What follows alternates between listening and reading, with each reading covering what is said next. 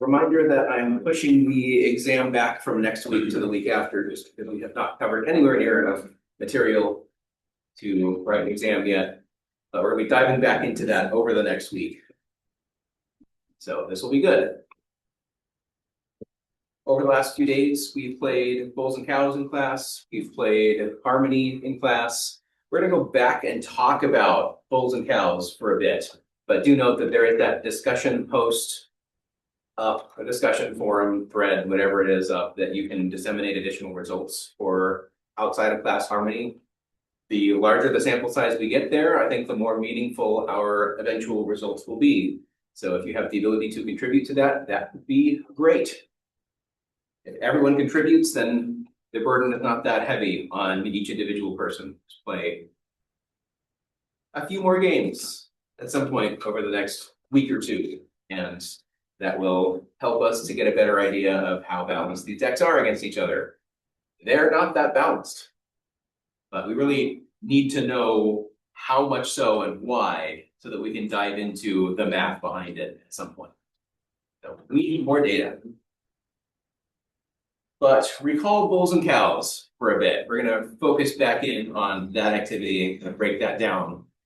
So we played that for a while. First of all, what were people's thoughts on the game? Just kind of as a game, what are your thoughts on the design? What are your thoughts on the difficulty? What did you feel while playing it? Yeah. I can say I didn't feel like I was very good at it. I think my main thing was I would get bulls and cows a certain number and be like, well, where was I right?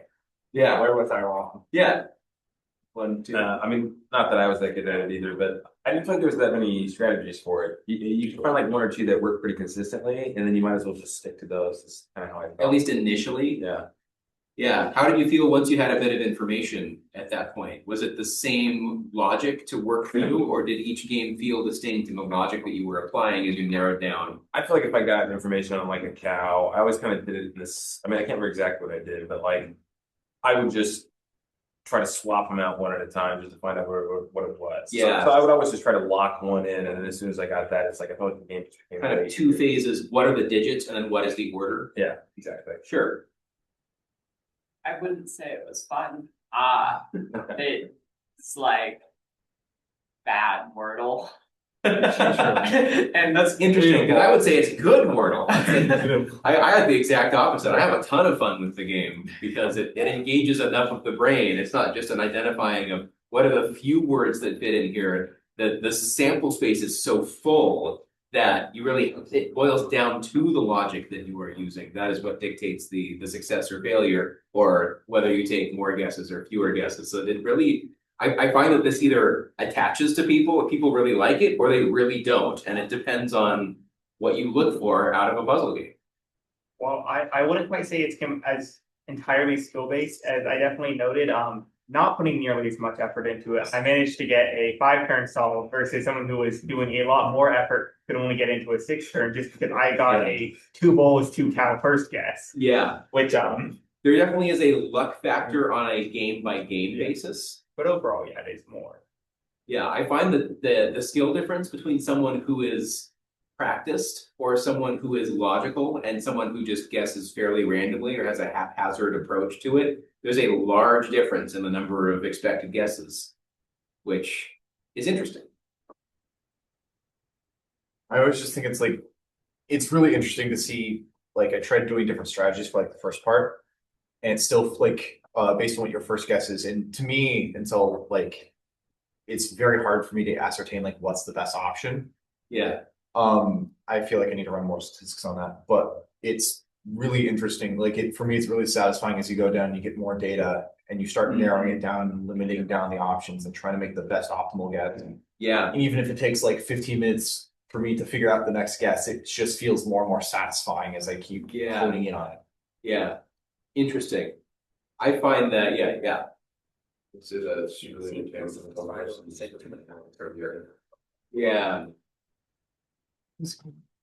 Yeah. Makes sense.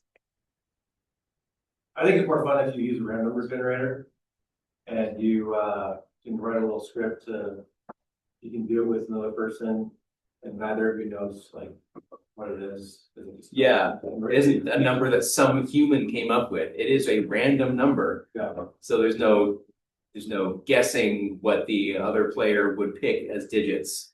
I just wrote a little Python script Yeah. that reports what the stats is, so you don't have to like figure it out every time. Yeah, relatively straightforward to do, and it probably saves you a lot of the, especially if there was any potential mistake or misinformation from that, that tends to really mess with people. Anyone play a game where the person who made the code made a mistake in terms of their data? I was the one who made the mistake at one point. How did that play out? Like 2 turns down the line, I went, oh crap, 2 turns ago, I realized I gave you the wrong answer.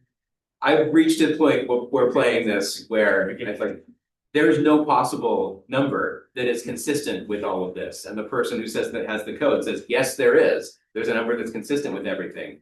And 10 minutes of crunching numbers later, they go, oh, wait.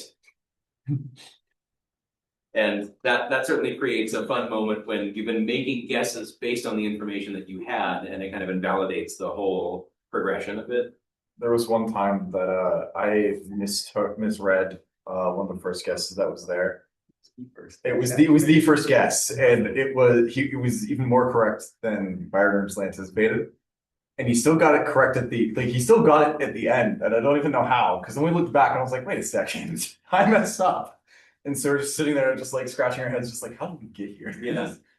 I like it as a game that the optimal way to play is not the way that most humans think, which is interesting. It's a very good game to make a computer play, because a computer can optimally crunch stats and figure out what guess will, in the worst case, minimize the number of remaining possibilities, given the worst possible feedback that I could get that is consistent with the guesses that I have so far. That's an amount of crunching and an amount of sample size viewing that most humans can't visualize or go through. So they have to do an approximation of that process. And I find that humans that are good at this game are good at those kinds of approximations, and humans that are bad at this game are bad at those kinds of approximations. So it kind of helps you see how you learn or how you visualize a large space. Are you capable of visualizing a large space and making an informed decision within that large sample given limited but relevant data? So what math questions did people end up looking into, and what were the results of that? Very curious as to what questions people tackled and what takeaways they found. For counts, I was kind of thinking like, oh, what's a good like first 3 guesses to kind of get an idea Sure. of where stuff would Yeah. be. Yeah, looking at 3 guesses, make sure that if you want to, you can get the entire digit distribution. What did you end up discovering from, what was a good strategy for those first 3 guesses? Was it better to explore all of the digits to hone in on which digits were in the number? Or depending on the feedback that you get from that first guess or 2, is there a reason that you wouldn't explore all the digits before trying to get more information? Kind of the way I was approaching it was I'll kind of do like alternating even or odd numbers for the first couple guesses. So like 1, 3, 5, 7, and then maybe 2, 4, 6, 8. Then my third guess, I would try to guess the last 2 that I haven't covered, and then try to use the data from the first 2 guesses to kind of fill in the other 2 numbers that I want to guess. Yeah, what is a good strategy for that on that third guess? So let's say you get something like, you get 2 cows out of your first guess and 1 bull out of your second guess. So you know there's 1 digit left. How do you combine that information to make an intelligent third guess? Because you know, assuming there's no repetition, that one of the remaining 2 digits is in the number, but what is an intelligent third guess from there?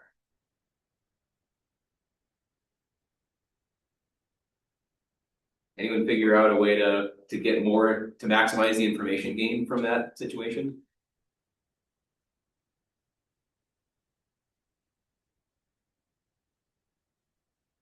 How do you combine that kind of information to?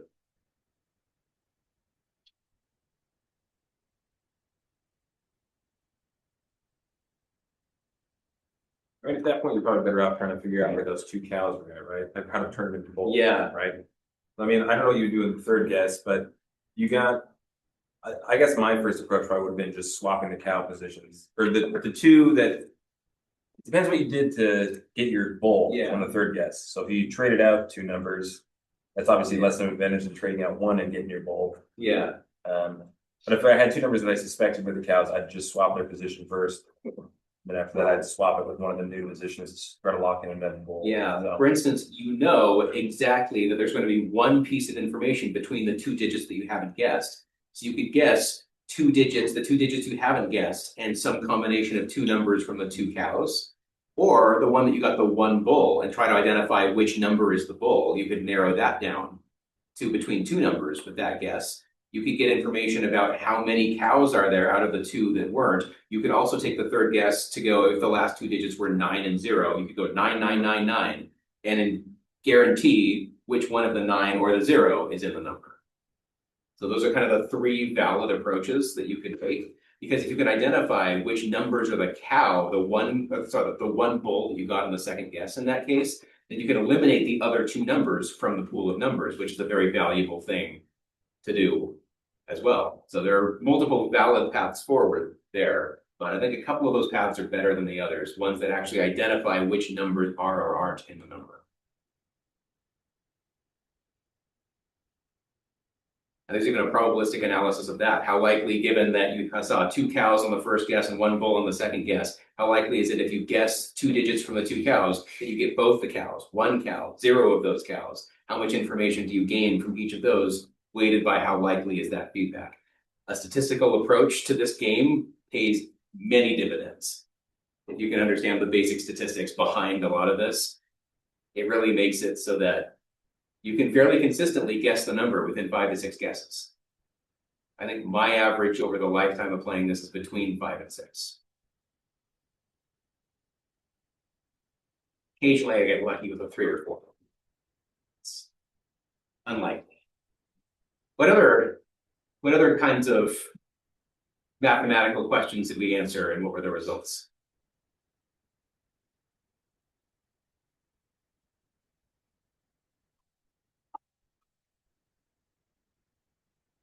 We all did something, yeah. What we did is we tried to analyze the exact possible chance and the number of combinations that would exist on your first guess. Yeah, Surprisingly, it took a long time to do. it's a complicated question. A lot of combinatorics. But that just something that I noticed was the possible combination for like one cow and two cows.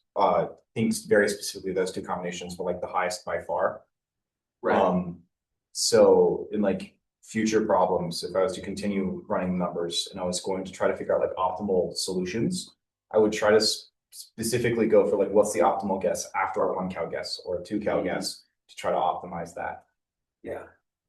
That gives you the least amount of feedback, but it also means that spreading your guesses out over the digits that you haven't seen so far helps. I think with two cows, you're probably better off trying to figure out which of those two digits, which two of those 4 digits are in the number. Mhm. If you get one cow, it's better off trying to find a subset of numbers that has more than that. Yeah. If you get 0 or you get more than 2 numbers correct, then you very much want to hone in on the numbers that you have so far to try to figure out which digits in the order. But I would kind of split it down into those cases. Even though we have that large distribution of all possible pieces of feedback on the first turn, split them into groups that are based on the kind of action that you want to take after that feedback. You want to play around with the digits in the first guess, play around with digits that weren't in the first guess. That's kind of the first split. So when would it be useful to go down one path or the other? What other questions did we answer or work on?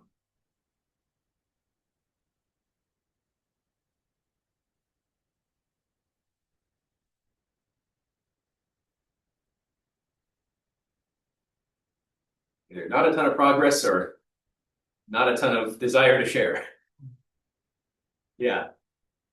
We kind of found that, you know how in some like directional graph algorithms, you go back like recursively over and over until you can't find any more changes. Yeah. Found that going back through all the guesses over and over until like you made no new discoveries. It's kind of a strategy. Yeah, the more information you have, the smaller your sample, the smaller the number of numbers that match that criteria. Yeah, but we would find that going back and finding one thing would actually change how we looked at another thing earlier. Right. You have to go over and over. Yeah, every new piece of information can be compared to every single past piece of information to reveal more about. Yeah, that is a very important part of playing the game. Taking all of the feedback that you have so far and feeding that into each new guess that you make. So as designers, it's really important for us to understand this kind of breakdown of a game. Because the goal of designing a game like this is not to play it and to understand how it plays. It is that, but it's also to understand the construction of it so that we can understand how good players are at playing it. What is the ceiling of how good a player could be? What is the floor for how bad a player could be? How does the average player play with proportion to what could be done? And we need to have an understanding of how the game breaks down in order to be able to understand a player's approach to the game, what the game is going to look like. It's not a lot of successful games, I think, or a lot of unsuccessful games don't go through that work to make sure that they understand it. They just throw together some mechanics and then hope that it works. And when players start to have concerns about how it works, the developer doesn't know how to go target the issues with the game to go fix them. They just have to make a large scale change and hope that the end result is better for the players. And the more you understand about its breakdown, the more you can target the relevant parts of it. I think that's the important takeaway from having played Bulls and Cows. It's a very different approach to play a game than it is to design a game. And if you're designing Bulls and Cows, then you need to understand it. Anyone come up with cool multiplayer rules? I like the rules that me and my teammate came up with. Yeah. It would be like, if you have like 3 players, that way you can engage everybody. Like, every person is responsible for guessing a 4-digit code. Like, let's say that you're one player, and then you have like 2 opponents. So one of your opponents would come up with 2 of the numbers of the code. The other opponent would have the other 2 numbers. And those people would know the positions they have in that 4-digit code, but they wouldn't share their information with each other. So that way you have to probe each of them for 2 of their digits. And then likewise, each of those opponents would have consult you and another person for 2 digits of your code. So I don't know if that makes sense the way I described it. Yeah, I think so you'd have one number and each number shares 2 of its digits with different combinations. Yeah. Yeah. So you make 2 numbers, and so player 1, player 2, player 3 is guessing player 1, player 2's 2-digit as the first 2 digit, second 2 digit. Yeah. Then player 1 is guessing 2 is the first 2, 3 is the second 2. Yeah. Player 2 is 3 is the first 2, 1 is the second 2. Yeah. So that way, what other players are guessing in their number could be relevant, is relevant to the number that you're guessing as well. And the information that they guess can reveal information about your number. Mm-hmm. So guesses were public in that sense. Yeah. Interesting. Very interesting. You could have absolutely no luck and no feedback, but then based on other people's guesses, be able to utilize their guesses as feedback to be able to make a targeted guess on your number. You know, actually just thinking about that now, but like almost like an Uno tactic could be like, or maybe it'd be more like like Jeopardy or whatever those games. Yeah. If you actually figure out what it is, you can interject at any point and guess the number, and you get the victory just that way. Huh. So maybe if you had like the intuition of had the foresight, one time during the whole game, you can just interject with what it is and just win, rather than waiting for your turn to come around again. That would be a really interesting power up that if you're wrong, And then you're punished. Yeah, you lose your yeah, chance. you lose your chance to do that. Have to wait until your next turn. Very interesting. That would give you a really good intuition of when you think you've honed it down, narrowed it down to a single guess, how frequently are you right? Yeah. That's another thing that I find that people are very good at. They'll think, oh, I found something that is consistent. I can't think of anything else that is consistent, when in fact there are 7 numbers that are consistent with the end result. So you would interject and then be, wait, what do you mean no? What do you mean that's not the number? There's another number I didn't think of. That would be a fun outcome. Any other multiplayer rules people came up with? Yeah. both players have codes, and every time you take a guess, you give the holes and counts for both their code and your code. So it's about trying not to reveal information or getting information. Oh, interesting. So a hidden information game where your guesses, you also have to reveal your digits or how close that guess is to your number. Interesting. Very interesting. That could create some interesting situations where the numbers are similar and you're actively trying not to reveal information about yours, but also not getting very much feedback about someone else's. Who's going to break first and guess something close enough to their number that they reveal information and get information at the same time, knowing that if your guess is wrong, the first person who gets to use the information from your guess is your opponent. I'd be curious to play that out. I don't know exactly how that would go. Very interesting. Anyone else? Yeah. I didn't really try this, but I think it'd be interesting to, instead of using numbers, use characters Yeah. and kind of turn it into like a game of Clue, like, you know, like who's the murderer or something like that. I don't know how that would work, but I feel like it kind of follows the same logic. Yeah. Yeah. When you construct them in a certain order, it means something in some capacity. So expanding on the base rules of guessing and constructing a number to be able to tell a story or add a narrative component, very interesting. I don't know exactly how that would work. It'd take a long time, I think, to figure out exactly how to make that fun and interesting, but the reward would be great in that I could actually see that being sold. Huh. Huh. Any others?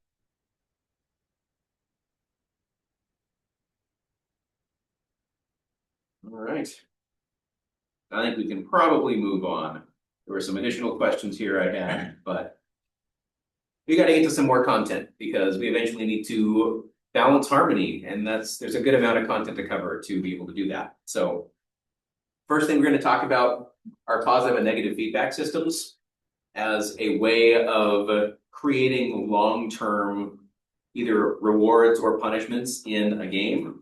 So games, all of them have feedback systems of some kind. It's basically the cause and effect of how your actions affect the future outcome of the game. So actions and results of one turn or action that you take reverberate, affecting both your opponent and yourself, if there is an opponent, or your teammates, or whatever the game's player interaction pattern is, affecting subsequent turns or subsequent actions in the game.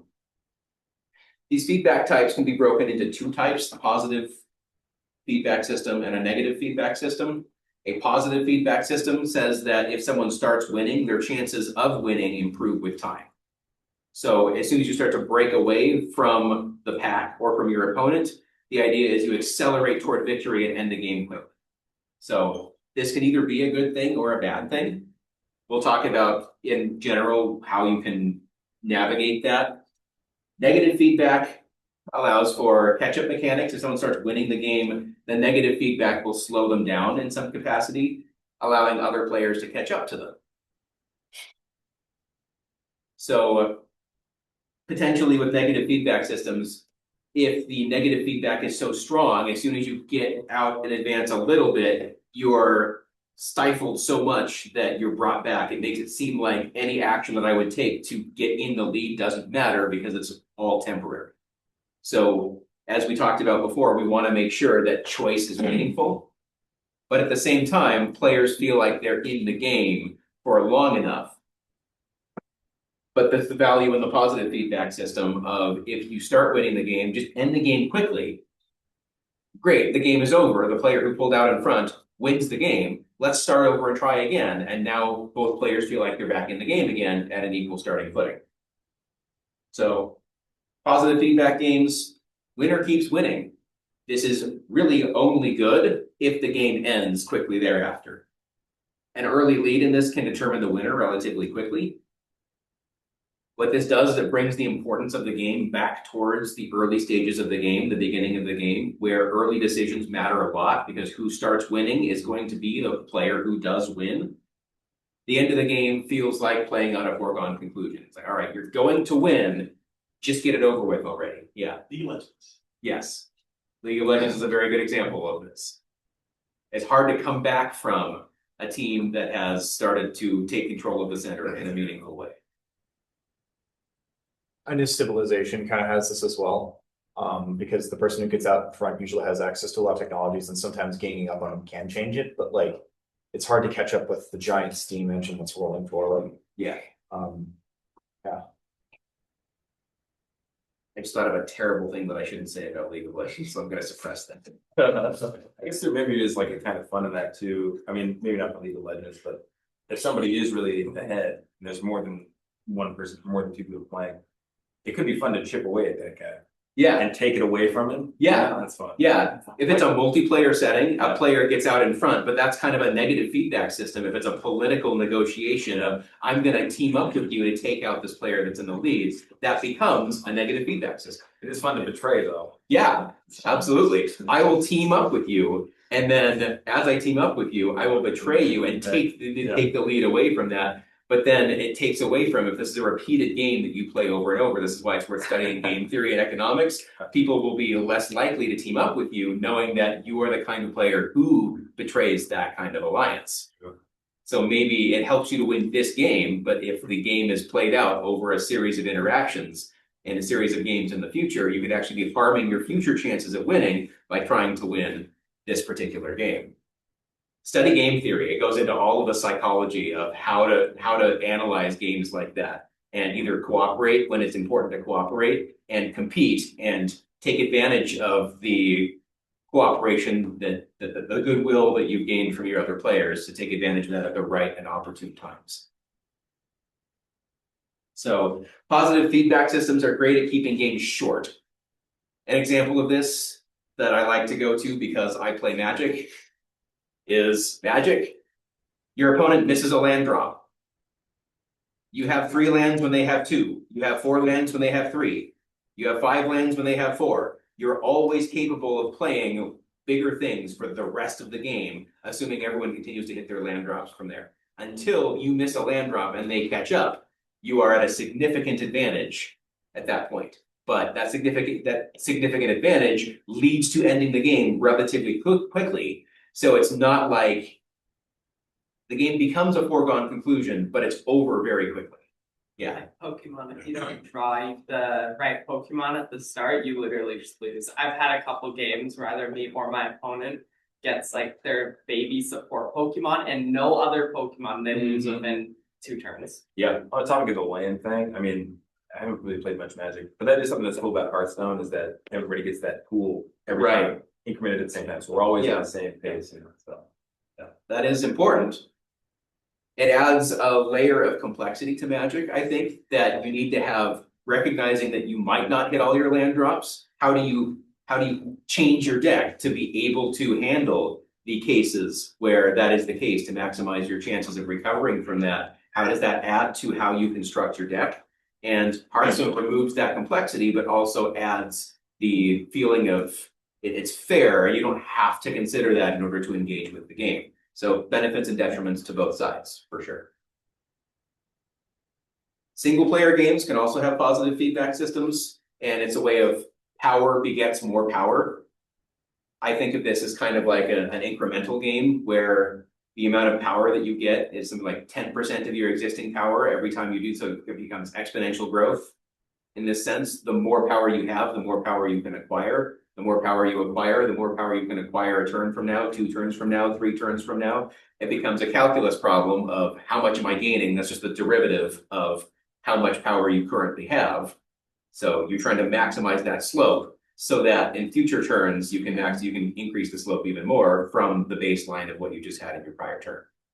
Now, outside of turns, I feel like a lot of roguelikes also kind of follow that, where if you make sure that you're really good at getting like just as much equipment as possible in the early game, then it sets you up for, you know, seeing more loot drops later where it's usually better equipment.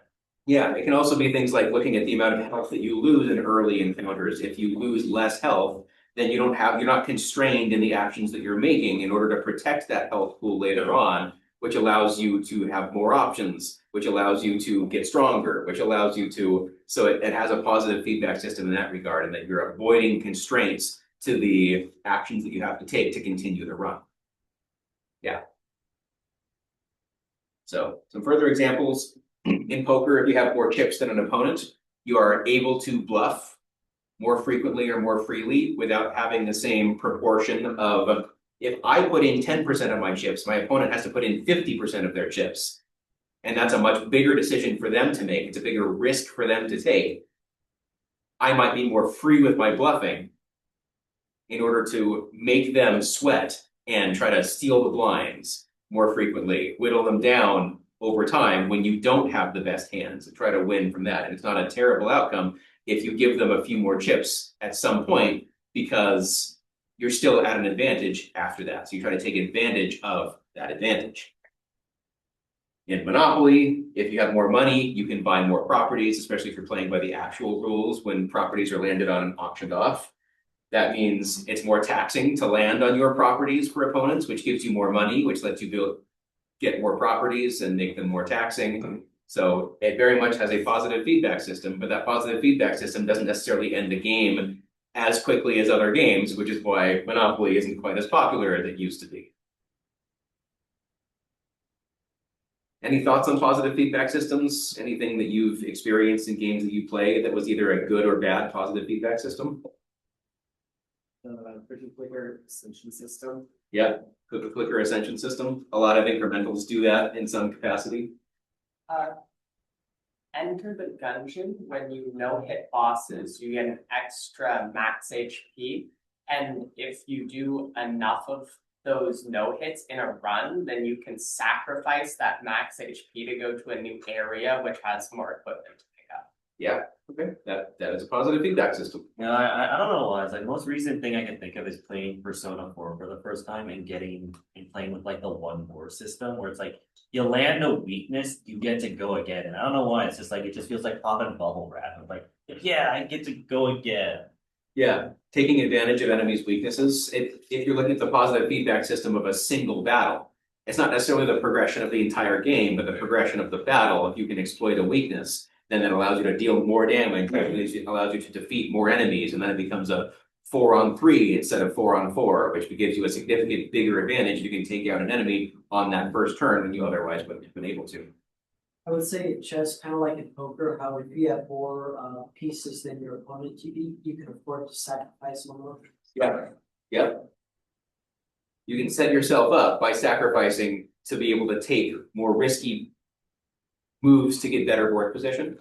I can see that as well. Even then, like having better board position allows you to push for even better board position and then getting more and more pieces because of the constricting nature of your moves. Yeah. So as long as you don't mess up, you can usually put yourself into a good position and keep incrementally winning your way through that. Yeah, chess is also good in that if you get yourself in that situation, usually there's a very few move guaranteed checkmate that you can do at that point. Just because you have more pieces, you can corner your opponent in some capacity because they have fewer options than you do. So you can exploit that. So negative feedback systems. This just slows the winning player or speeds up the losing players. If you go out to an early lead, you don't necessarily have a significant advantage to determining the winner. It doesn't mean you're going to win or it's inevitable that you're going to win. That means that every player feels like if things go their way, they can get back in the game. Yeah. Mario Kart. Mario Kart. Yep. Mario Kart. Yep. Last place player, you can give them bonuses of some kind that other players aren't given, allowing them to catch up. Especially for longer games, this can be important because you don't want a player feeling like I have no chance to win this game, but I know that I'm going to be forced to make decisions and continue to play for a long period of time. This leads to what we call king making. Anyone experienced games with king making or know what that is?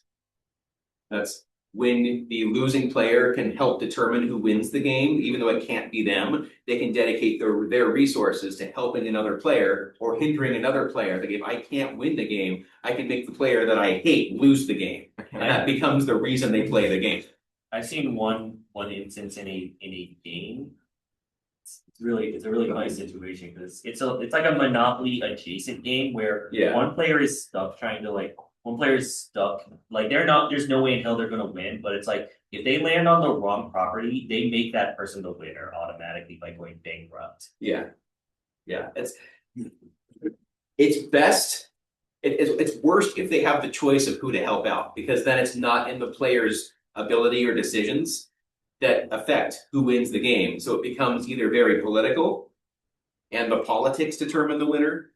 So yeah, this elongates multiplayer games, but may make them more interesting for all parties, especially if you can balance the decisions still feeling like important decisions.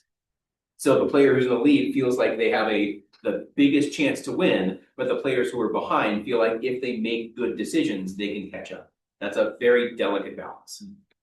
Just saying like the politics and all that reminds me of a game I played called Twilight Imperium, Yeah. where the politics is central to the gameplay.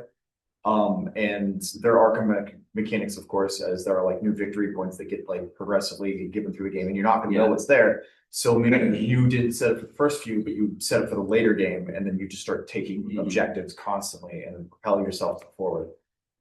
As a designer, you need to know when the mechanics that you have created are going to allow for political interactions between players, because that can either really feel good if it's designed for, or really feel bad if it's not designed for.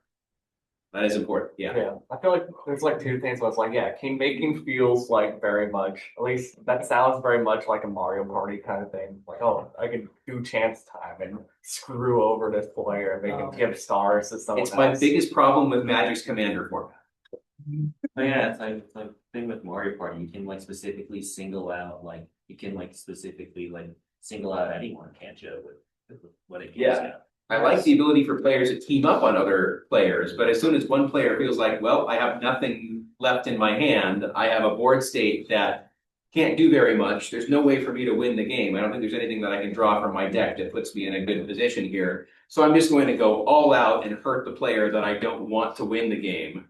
So that when I obviously take the backswing from that and am taken out of the game, that takes their resources to do. So now the fact that I sacrificed myself for that, I determined who won the game, not due to their interaction with each other, but due to my decision of who to attack that took me out of the game. That feels weird and like it's not, maybe it's the result of a political action from earlier in the game, which is interesting, but if it's not due to that, then neither player feels like the outcome of the game was decided by them.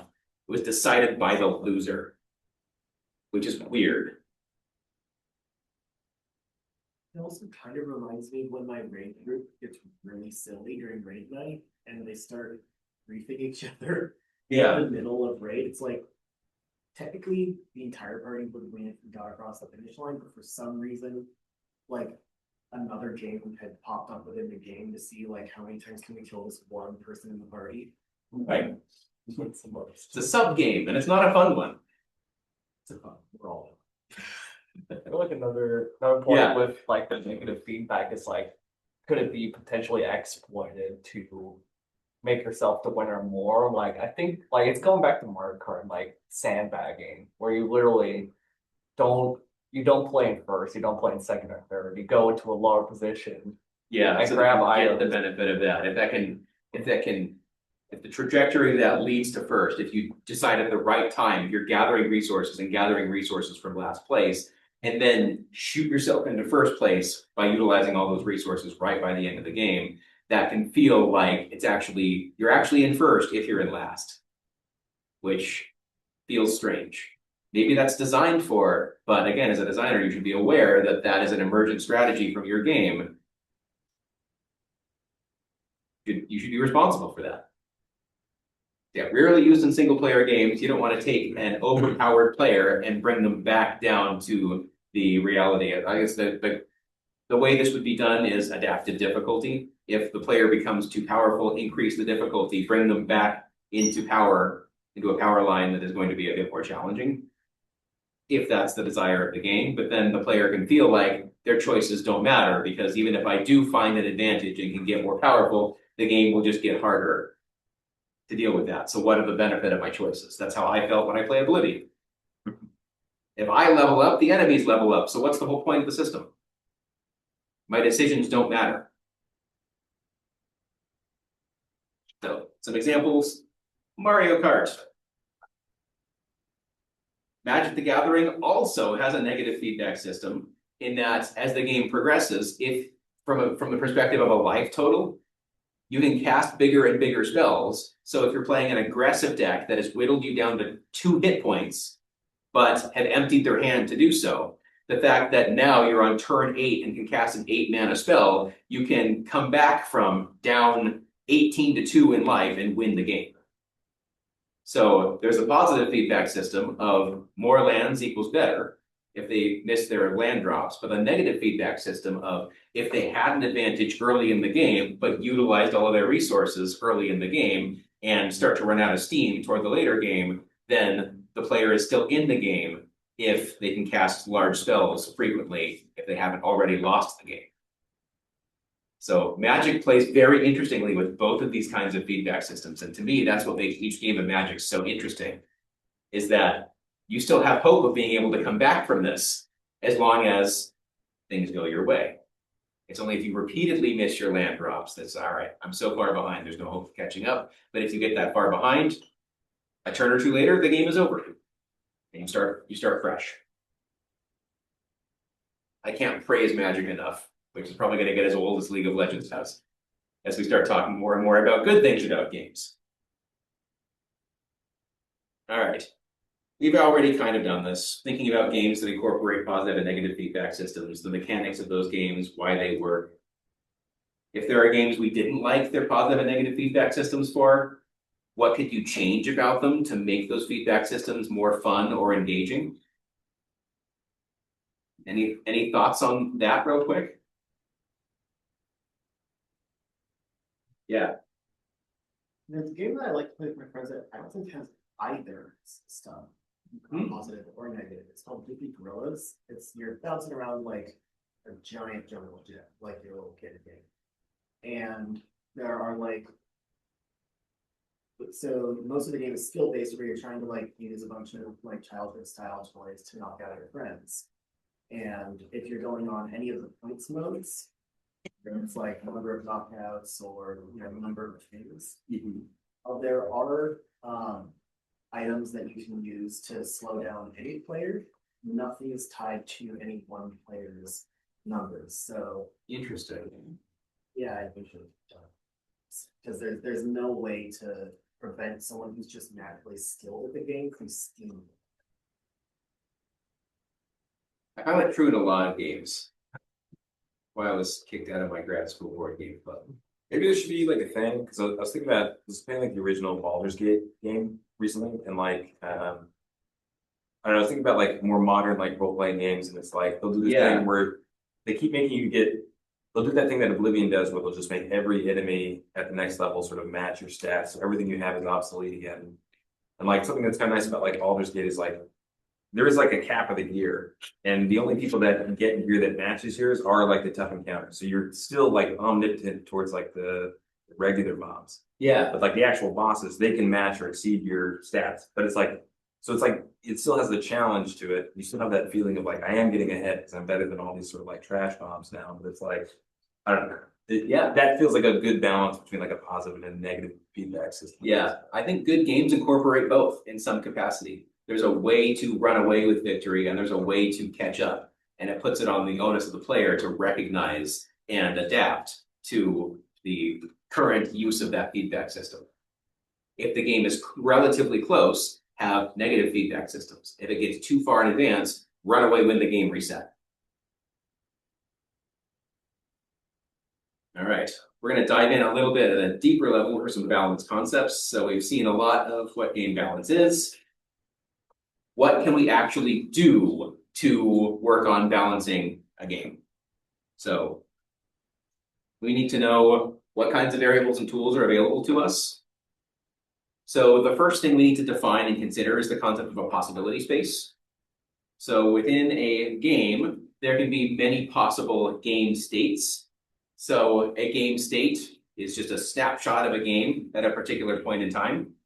So what are the current positions? Where are the important characters, the player characters, the non-player characters? Where is everything of value in the game right now? What does each player have? What is each player's proximity to things of value? So let's break down chess for a moment. What is the possibility space of chess? Locations of the pieces. Locations of the pieces. That's basically it. There's one other piece of information that's really important. Whose turn is it? Yes. Whose turn it is?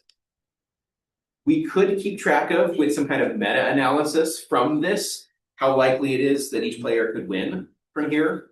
That requires a bit of understanding of the nature of the game and some kind of simulation engine.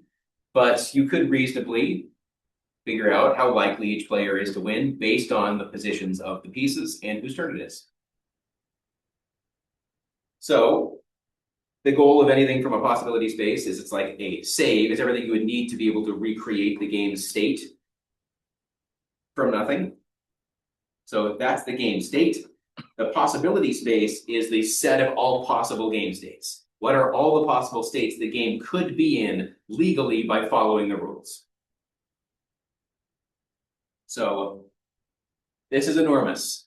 We don't want to try to store this as part of a save or as part of how you think about creating the game, but it's something that the designer should be aware of and probably have some kind of map of as you're designing the game. What is that possibility space? The larger the possibility space gets, the less predictable it becomes, and also the more replayable it becomes, because each game is going to feel different, especially if there's branches that allow you to reach the edges of that possibility space, and there's value throughout the possibility space. Like, for instance, there is at least slight reason for every possible opening move in chess. Even if the reasoning is most players aren't aware of the strategies to how to employ a strange opening move like this. That's going to put my opponent in a position where they can't use their own training, their own experience to be able to react to the moves that I make. So there's value to exploring that entirety of that possibility space. Some of that is meta dependent, but some of it is not. A small possibility space makes it not very interesting and not very replayable. So something like the mini game that is the coin flip at the start of a football game. Not very interesting to analyze. Large possibility space. Minecraft. What are all the possibilities? Yikes. All block positions. Yes. Entity All different positions. And since the world is infinite, that is an infinite possibility space. Don't try to store that. We don't have the RAM. This is going to get old eventually, or maybe not if you're a fan of Magic the Gathering. But considering Magic the Gathering, thinking about all possible game states in Magic the Gathering, this means all possible combinations of cards that could be in decks, the order of those decks, determining how you're going to, after the shuffle, what are the order you're going to see your cards in, how many players are playing the game, how many cards are on the table, all of the resources that are available, all of the hidden information. So things like how many lands does your opponent have untapped on your turn? What are the power of the instants that they could cast to disrupt your turn? All of that information, hidden and otherwise, is part of the possibility state. Depending on the context of how you're playing, also things like the timer if you're playing like at a game store or something. Yeah, how much time you have left in order to make moves. And kind of related to that, a lot of games store the seed number used for random generation. Yeah. Yep. If you're using random generation, the seed that your world is important for how to construct the world and restore the world. Well, it's not just stuff like that, even Doom uses that. Yeah. Yeah. For enemies and enemy generation, for whatever could be randomized. Thing to note, this doesn't help us a lot. It's mostly worthless to consider something like this for Magic the Gathering, just because it is so large and it doesn't really affect anything about the actual play of the game. So we could make some assumptions about the state of Magic the Gathering in order to get a better understanding of the game. So force the game to be between two players. Standardize the decks that the players are using. Make sure that the start of the first player's turn 3 is the question at what is the game state at the snapshot of after 2 turns have been completed, what are all of the possibilities? Now we're down to a finite number of play paths, and now we can start to analyze a discrete possibility space that could be useful for analyzing what are the possibilities. Are the first 2 turns of the game balanced with respect to each other? And as the game reaches a conclusion, the paths to victory become narrower and narrower. This is something we usually see in games and game design. that we want in order to make the game end fast, we want the player who is winning to be able to see that path to victory easier and easier. So the possibility space narrows to force the game to end. We'll come back to this on Monday and talk about how we can affect the possibility space in our designs. What tools do we have to modify this possibility space or to create this possibility space? So we'll continue with this on Monday. Have a good weekend. Get an assignment in. I'm just gonna state this right now. I feel like I'm definitely gonna have a lot to say for like the next couple. We need stuff to see how much it involved in different stuff. Yeah. I really look at that. Good. It'll be great. Look forward to reading it. And